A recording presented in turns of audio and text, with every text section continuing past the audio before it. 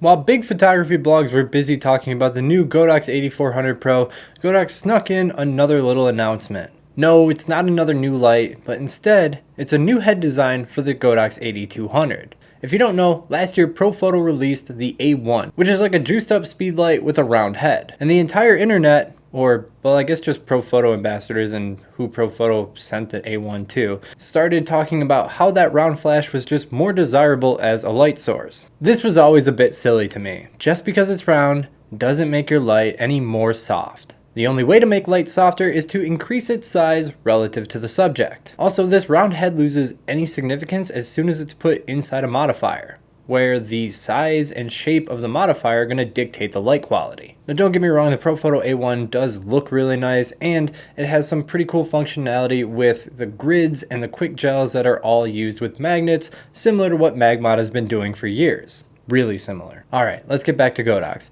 I'm pretty sure that Godox released this round head for the AD200 simply to appease the people who felt that they were missing out on the irrelevant roundness of the Profoto A1. This will operate just like the Fresnel head and the bare bulb that are already available for the AD200. You just click them in on top of the body. Now, there's also a listing on Adorama that features some accessories with it, such as a spherical attachment, a wide-angle diffuser, grids, barn doors, a bounce card that clips onto a grid, as well as some gels. And yep, they use magnets. There's no hiding that inspiration. I think we're just gonna see more and more companies incorporating magnets into their own proprietary designs. Because let's face it, Magmod has killed it. And that's just simply because people love the speed of Magmod equipment, like how quick it is to snap on modifiers, so everybody's gonna start doing that. Now in the past, I always choose to use a bare bulb over a Fresnel head, regardless if the Fresnel head is round or circular, oval, I don't care. I always choose the bare bulb. I just think it puts out a better quality of light inside a softbox. But gelling a bare bulb is definitely a pain,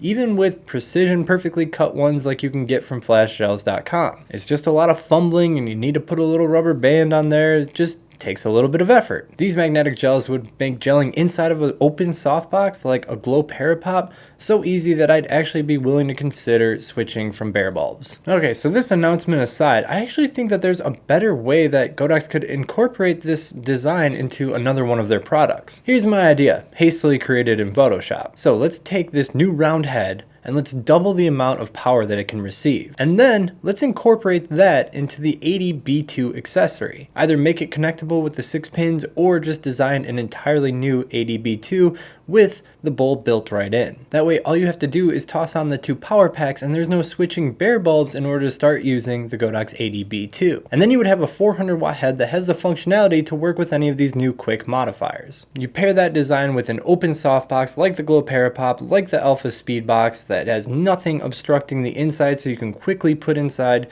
gels or other modifiers if you want to experiment, and you just have this powerhouse run and gun setup. Let me know in the comments below what you think of this round head, as well as my idea for how they should implement that into the Godox AD200. And what do you guys think of everybody incorporating magnets into their smaller modifiers? Do you think awesome because it's quick, or do you think it's a little bit incredulous on Magmod? Like this video if you enjoyed, subscribe if you want to see more, and until next time, keep on shooting, YouTube.